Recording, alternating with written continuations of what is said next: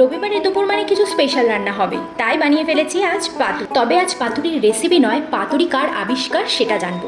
পাতুরি আবিষ্কার নিয়ে বিভিন্ন রকমের মতান্তর রয়েছে, তবে বলা হয় পাতুরি হলো পার্সিদের পাত্রানি মাছের বাঙালি পদ।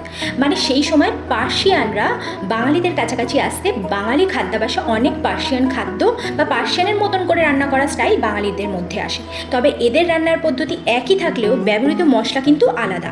বাঙালিরা যেমন শুধু পাতুরি ইলিশেই সীমাবদ্ধ নয়, যেমন ভেটকি, পমফ্রেট বা অন্যান্য মাছের ক্ষেত্রেও আমরা ব্যবহার করে থাকি। আর ওই দিকে পাত্রানি মাছ সাধারণত সামুদ্রিক মাছ পমফ্রেট থেকেই তৈরি করা হয়।